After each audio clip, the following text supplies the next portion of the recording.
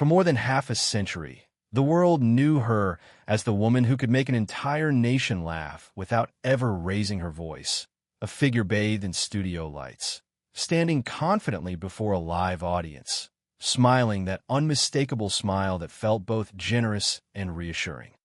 Week after week, she ended her show with a small, almost imperceptible gesture, a gentle tug of her left earlobe, something audiences accepted as a quirky trademark, harmless, even charming.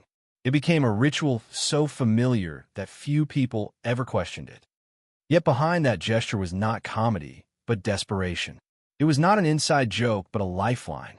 Long before she became a television icon, she had learned that laughter could be a shield and that silence could be dangerous. Now, at 92 years old, as the noise of applause has finally faded and the rooms around her have grown quieter, Carol Burnett is no longer hiding behind the role that protected her for a lifetime. She is admitting what many have sensed but never dared to confront directly, that the woman who spent decades holding others together was herself shaped by loss, fear, and an unrelenting responsibility to save the people she loved. Her story does not begin with fame or awards or curtain calls, but with a child waiting in the dark, listening for sounds that might signal safety or danger.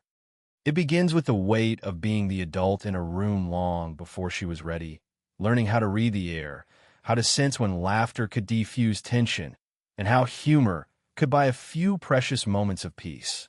The world saw confidence, but what existed underneath was vigilance. The world heard jokes, but what lived beneath them was survival. As she looks back now, she does not speak like a legend revisiting her triumphs, but like a witness returning to the scenes that never truly left her. She speaks of silence not as an absence of sound, but as something heavy, something that followed her from childhood into adulthood, into dressing rooms, courtrooms, hospital hallways, and eventually into a quiet house filled with memories. The suspicion that followed her for decades was not about scandal or secret vice, but about happiness itself. People wondered how someone so joyful could remain untouched by darkness, how a woman who gave so much light could avoid being consumed by shadow. The answer, revealed slowly and without spectacle, is that she never avoided it at all. She carried it with her, learned to live alongside it, and transformed it into something the world could accept.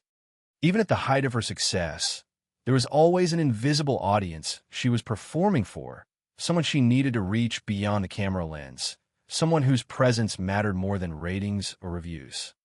That small gesture at the end of each show was not for viewers at home, but for a single person who represented safety, love, and the possibility of endurance. It was proof that even when surrounded by laughter, she was still communicating with her past. Now, in the stillness of age, she acknowledges that her life was never a simple story of resilience rewarded. It was a long negotiation with pain, a constant effort to outrun patterns she did not choose, and a lifelong attempt to protect others from the very forces that shaped her. The public sees a queen of comedy reflecting on a remarkable career, but what unfolds is something quieter and far more unsettling. The realization that joy can coexist with grief, that strength often grows from fear, and that some people spend their entire lives saving others while quietly accepting that they cannot save everyone.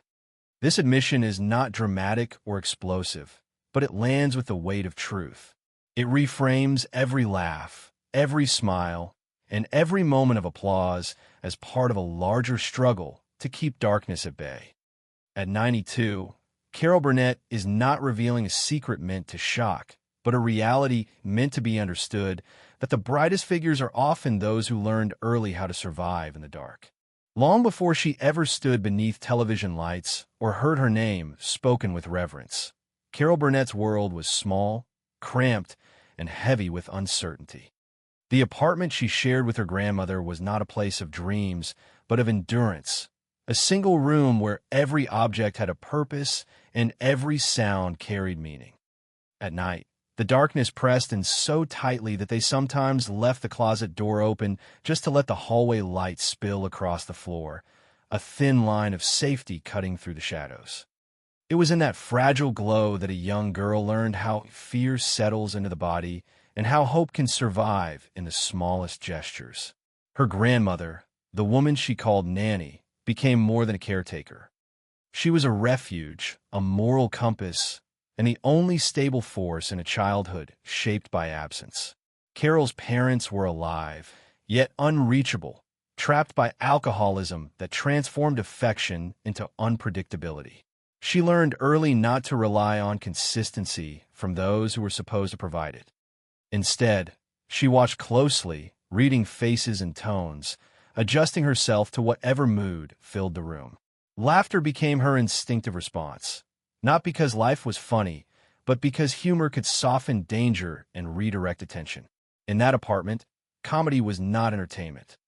It was protection. While other children dreamed freely, Carol learned to calculate risk, to sense when a joke could ease tension or when silence was safer. Movie theaters became her escape, dark rooms where stories promised endings she did not see at home. Sitting beside Nanny, she absorbed the rhythm of dialogue, the exaggeration of expression, and the magic of transformation. Those films offered more than distraction.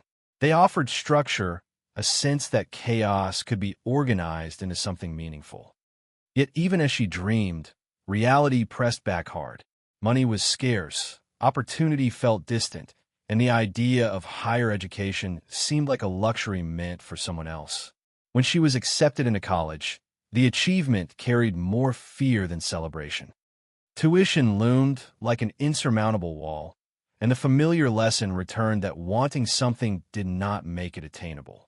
It was at this fragile crossroads that an encounter occurred which would later feel almost unreal in its timing. A stranger saw potential where Carol saw limits, offering not only money but belief, wrapped in conditions that demanded integrity and purpose. That moment did not erase her past, but it altered her direction. She carried the weight of that promise with her as she left behind the apartment, the narrow bed, and the constant vigilance. Yet departure did not mean release. The patterns of her childhood traveled with her, shaping how she navigated ambition and success. When she arrived in New York, she was not the polished figure audiences would later adore. She was tall, awkward, expressive in ways that defied conventional beauty, and unafraid to be strange. On stage, these qualities became assets, but offstage they reinforced her sense of being different, of not fully belonging. Broadway recognized her talent quickly, but recognition did not quiet the inner voice that told her security was temporary. Success felt conditional, something that could vanish as easily as it appeared. When television executives questioned her place, suggesting limits she should accept, it echoed a familiar message from her past. Once again, she was being told what she could not do. This time, however, she refused to listen. Betting on herself was not arrogance, but necessity. She understood too well what happened when control was surrendered. Creating her own show was an act of defiance rooted in survival, a way to build an environment she could manage, filled with people she trusted, where laughter was intentional rather than reactive.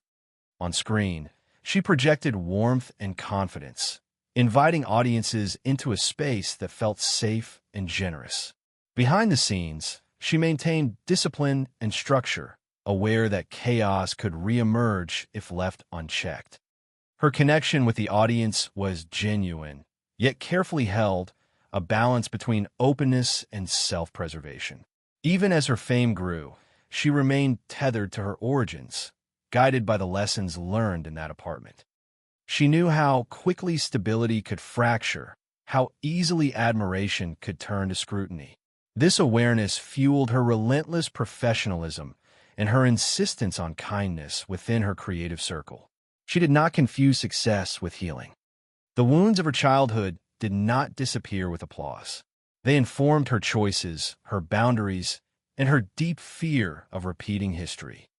The world saw a woman who seemed effortlessly joyful, but beneath that image was someone constantly managing risk, guarding against collapse, and carrying the responsibility of being strong not only for herself, but for those she loved.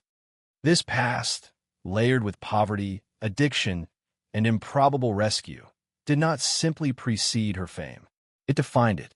It explains why laughter was never casual, why connection mattered so deeply, and why the idea of family would remain both sacred and dangerous throughout her life. By the time the world believed her life had settled into something untouchable, a quiet crisis was already unfolding behind closed doors. Fame had given her control over the stage, but it had not given her immunity from the patterns she feared most. As audiences continued to see warmth, humor, and reassurance, the most painful chapter of her life began not with scandal or headlines, but with subtle changes she could not ignore. Her daughter Carrie, bright and creative, began to drift in ways that felt terrifyingly familiar. It was not one dramatic moment, but a slow accumulation of warning signs, mood shifts, disappearances, and silences that echoed Carol's own childhood. She recognized the rhythm immediately because she had lived inside it before. The same uncertainty, the same dread of waiting for a phone call, the same fear that love alone might not be enough. This was not the kind of problem she could solve with discipline or humor. This was addiction, the enemy she believed she had outrun, now standing inside her own home. The experience stripped away every illusion she held about control. She had built a career on timing and structure, on shaping chaos and laughter, but this refused to be shaped. Every instinct told her to protect her child's privacy, to maintain the image of stability the public expected, yet silence felt dangerous. She understood that secrecy had nearly destroyed her parents and had scarred her for life. So she made a decision that was almost unheard of for someone in her position. She spoke openly. She acknowledged the struggle, not as a failure of parenting, but as a reality that demanded light rather than shame. This choice came at cost. Admitting vulnerability meant dismantling the image of perfection that had followed her for decades. It meant inviting judgment, speculation, and the risk of being misunderstood. But for Carol, the greater risk was repeating history. She chose honesty because she knew what denial could do. The battle was exhausting and unglamorous, filled with difficult boundaries, moments of heartbreak, and a constant fear of losing the person she loved most. Tough love was not a slogan, but a daily test of resolve, forcing her to stand firm even when it felt unbearable. Slowly, painfully it worked. Carrie fought her way back, and their relationship transformed into something deeper than mother and daughter. They became collaborators, allies bound by shared survival. Together, they turned pain into art, giving shape to memories that had once been too heavy to speak aloud. For a brief period, it felt as if the curse had been broken, as if the long shadow of addiction had finally lifted. That fragile hope made what came next almost impossible to comprehend. Just as life seemed to open again, illness arrived without warning. A diagnosis delivered with clinical detachment shattered the fragile peace they had built. Cancer does not negotiate, and it does not care about victories already won. Watching her daughter face this new enemy was a cruelty Carol could not rationalize. Addiction had at least offered the illusion of choice, the belief that recovery was possible. This was different. This was relentless. Hospital rooms replaced rehearsal spaces, and conversations once filled with creativity narrowed to treatments, scans, and waiting. Carol stood beside Carrie not as a performer or a public figure, but as a mother confronting the unbearable. She had spent her life being strong for others, but nothing had prepared her for the helplessness of this vigil. The roles reversed in quiet moments when Carrie comforted her, reminding her that love still existed even in the face of loss. When the end came, it arrived not with spectacle, but with devastating finality. The promise Carrie made, to send a sign, lingered like a thread connecting the living and the dead. In the aftermath, silence returned in a new form, heavier than any Carol had known. Applause could not reach her here. Awards meant nothing. The world continued to see a legend, but inside she carried a grief that did not soften with time. Years passed, and just as she learned to live alongside that loss, history threatened to repeat itself once more. Addictions surfaced again, this time involving her younger daughter and the safety of her grandson. The realization was brutal. Despite everything she had done, despite every fight she had fought, the cycle had not ended. At an age when most people retreat from conflict, Carol stepped forward again, confronting the same demons with diminished strength but undiminished resolve. Seeking guardianship was not an act of control, but of protection, a refusal to let another child be swallowed by chaos. Standing before a judge, she was no longer the icon of television, but a grandmother reliving her own rescue decades earlier. The symmetry was haunting. The apartment had changed, the circumstances were different, but the core decision remained the same. Someone had to step in. Someone had to hold the line. This chapter of her life revealed the truth she would eventually admit aloud, that no amount of success can insulate a person from loss, and no public image can shield a family from pain. Her story was never about avoiding tragedy, but about meeting it again and again, choosing action over surrender even when the outcome was uncertain. In facing these events, she confronted the limits of her power and the depth of her love, understanding at last that survival does not mean victory, but persistence. The consequences of everything she endured did not arrive all at once, nor did they announce themselves loudly. They settled slowly into her life, reshaping her days, her relationships, and the way she understood strength. After the loss of her daughter, the world expected resilience, a graceful return to normalcy, but grief does not follow expectations. It alters time. Days stretched longer, nights grew heavier, and the familiar rhythms that once grounded her began to feel distant. She continued to work, to appear, to speak when required, yet something fundamental had shifted. The laughter that once flowed easily now required effort, not because it was false, but because it carried weight. Every performance, every public moment existed alongside a private reality that never truly left the room. Friends noticed a new quiet in her, a stillness that did not signal weakness, but a deep internal recalibration. She had learned to live with pain rather than push it away. The loss affected more than her emotional world. It reshaped her understanding of purpose. Achievements that once felt monumental now seemed fragile, even irrelevant, when measured against the absence that defined her life. She did not reject her career, but she no longer leaned on it for validation or escape. Work became something else, a means of connection rather than proof of worth. In conversations with those close to her, she spoke less about success and more about time, about how quickly it moves and how little control anyone truly has. The public still saw warmth and generosity, but beneath that was a woman who had accepted that some wounds do not heal, they integrate. The decision to seek guardianship of her grandson brought these truths into sharper focus. It required confronting her own limits while refusing to surrender responsibility. The legal process was emotionally taxing, not because of publicity, but because it forced her to relive patterns she had spent a lifetime trying to escape. Each hearing, each document, each moment of uncertainty echoed her own childhood, when safety depended on someone stepping forward. This time, that someone was her. The strain was visible to those who knew her well. She tired more easily, her patience tested by the demands of age and circumstance, yet her resolve did not waver. She understood that the cost of action was high, but the cost of inaction was unthinkable. The experience changed her relationship with fear. Where fear once triggered vigilance and control, it now existed alongside acceptance. She no longer believed that doing everything right guaranteed protection from harm. What mattered was showing up, even when outcomes were uncertain. This shift influenced how she related to others. She became more candid, more willing to acknowledge vulnerability without framing it as failure.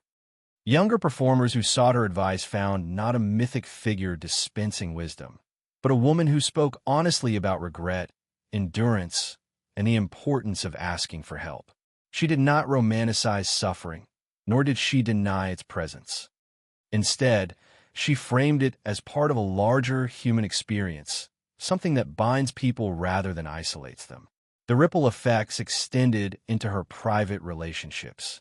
Friends described a deeper intimacy, conversations that lingered longer, silences that felt shared rather than awkward. She listened differently now, less inclined to fix, more willing to witness. This presence became one of her quiet legacies, a counterpoint to the larger-than-life image that preceded it. Even the public perception of her began to shift, not through scandal or reinvention, but through subtle acknowledgement of her humanity. Interviews carried a different tone, one less focused on nostalgia and more on reflection. She spoke of forgiveness, not as absolution, but as release, a way of loosening the grip of anger and guilt that served no one. The cumulative impact of her experiences also altered how she viewed responsibility. She no longer believed in the idea of the solitary savior, the notion that one person could or should hold everything together. This realization did not diminish her sense of duty, but it softened it, allowing space for shared effort and communal care. The woman who once shouldered everything alone now understood the value of letting others stand beside her. Yet even with this evolution, the weight of what she had lived through remained present. There were moments, quiet and unobserved, when grief surfaced without warning, triggered by memory or absence. She did not fight these moments. She allowed them, knowing that suppression only deepened the wound. In accepting the long arc of consequence, she found a different kind of strength, one rooted not in endurance alone, but in honesty. Her life became a testament to the reality that impact is not measured solely by what one achieves, but by how one responds when achievement offers no refuge. Through loss, responsibility, and relentless challenge, she emerged not unscarred, but grounded, embodying a resilience that did not deny pain, but carried it forward with intention. There were many moments that never reached the public, fragments of her life that unfolded far from cameras and applause, where the true cost of endurance revealed itself quietly. In private, she developed rituals that helped her survive the spaces between responsibilities, small habits that anchored her when grief threatened to pull her under. She would sit alone in familiar rooms long after guests had gone, allowing the silence to exist without rushing to fill it. Silence, once something she feared, became something she learned to negotiate with, not as an enemy, but as a presence that needed acknowledgement. Friends who visited during these years noticed how carefully she listened, how she allowed others to speak without interrupting, as if she understood that pain often needed room more than solutions. There were nights when sleep came late and memories arrived uninvited, scenes from the past replaying with unsettling clarity. In those moments, she resisted the urge to retreat into distraction. Instead, she confronted the weight of what she had lived, understanding that avoidance only postponed the reckoning. She spoke rarely about these internal battles, not out of secrecy, but because she had learned that some experiences lose meaning when overexplained. What mattered was how they shaped her actions. She remained deeply committed to helping others, honoring a promise made decades earlier. Yet she did so with less visibility, preferring quiet gestures over public declarations. Acts of generosity were deliberate and personal, offered without expectation of recognition. Those who benefited often did not know the source, only that help arrived when it was most needed. This discretion reflected a deeper shift in her values, a move away from performance toward authenticity. In conversations with trusted friends, she admitted to regrets that surprised even those closest to her. Not regrets about career choices or missed opportunities, but about moments when fear had guided her decisions more than trust. She questioned whether there were times she could have listened more, waited longer, or acted differently. even while knowing that such questions rarely yield peace. These reflections were not expressions of guilt, but of humanity, an acknowledgement that love does not guarantee clarity. The story of her life, so often framed as triumph over adversity, contained countless instances of uncertainty that never resolved neatly.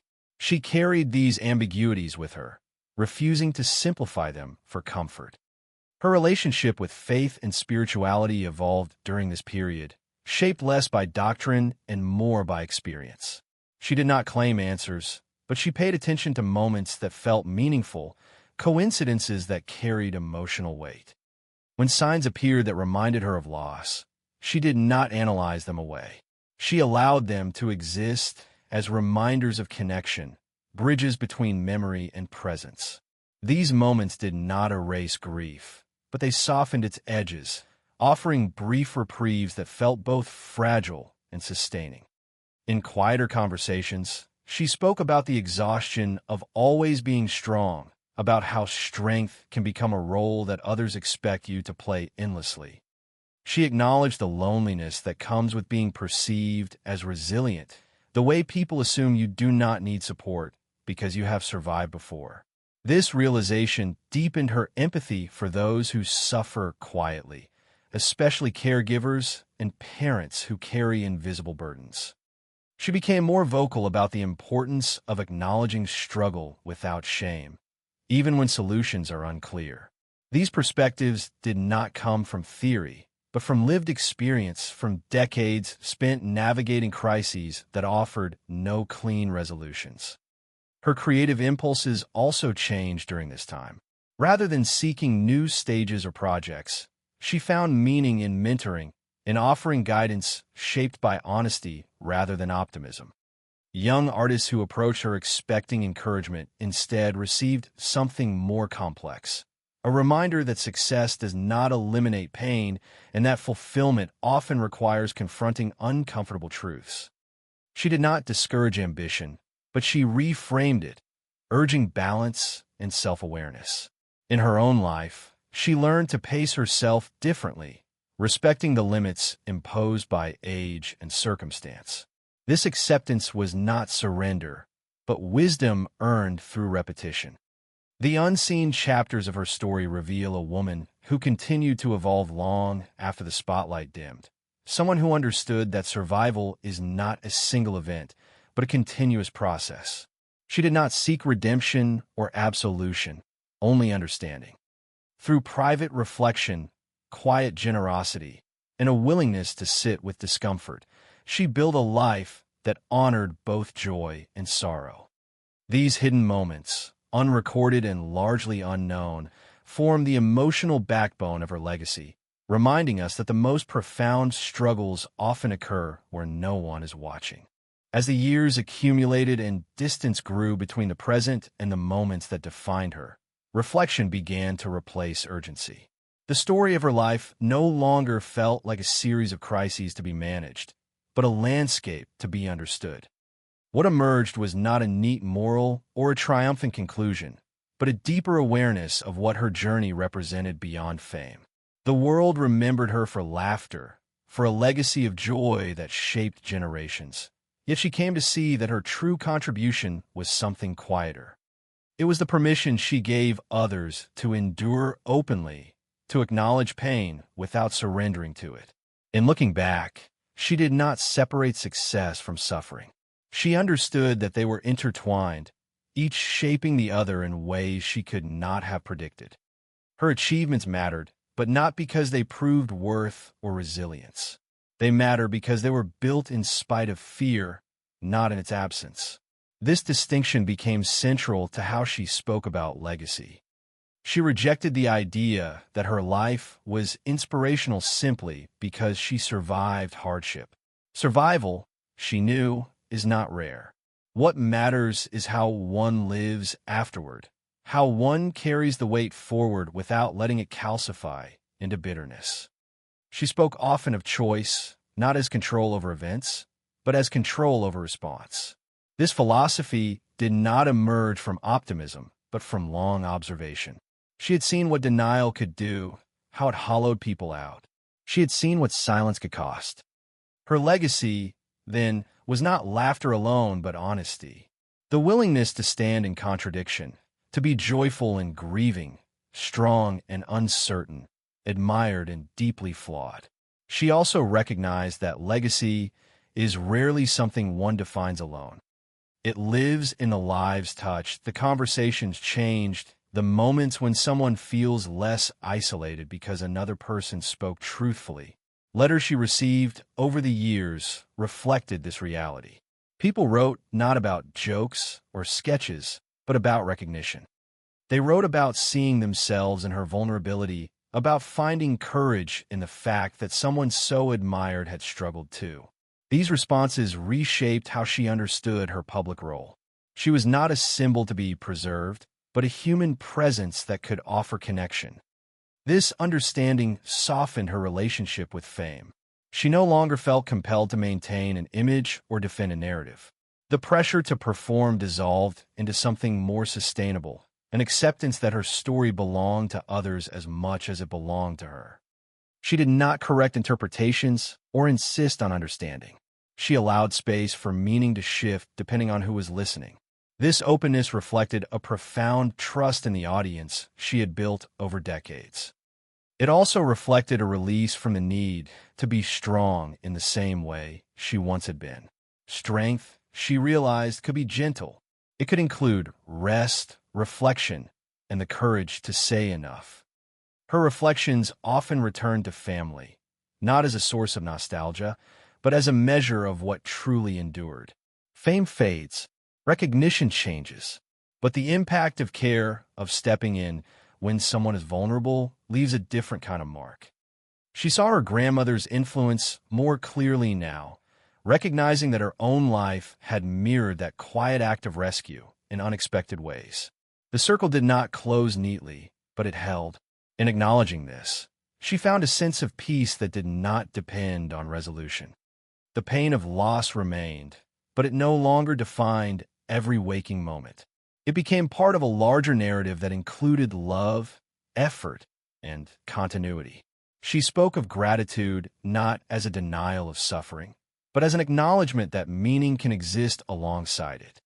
This balance became the essence of her legacy, not the illusion of happiness, but the reality of perseverance without pretense. As she considered what would remain after her voice faded, she did not point to awards or milestones. She pointed to moments of recognition, when someone felt seen, when laughter offered relief, when honesty opened a door. In that sense, her life became a bridge rather than a monument, connecting pain to understanding, isolation to shared experience. This is what she ultimately left behind. Not answers, but permission. Permission to feel deeply, to survive imperfectly, and to continue even when the path forward is uncertain. When a story finally reaches its quietest point, there is no dramatic closing scene, no final punchline, no curtain call that ties everything together. What remains is a woman sitting with the sum of her life, aware that endings are rarely clean and that meaning is something we assemble slowly, long after the noise has faded. Her journey does not resolve into a lesson that promises comfort. Instead, it leaves behind an emotional afterimage, a lingering sense that strength is far more complex than the world likes to admit. She understands now that being the one who holds others together often means learning how to live with unanswered questions. There are losses that never make sense, moments that resist explanation, and regrets that cannot be undone.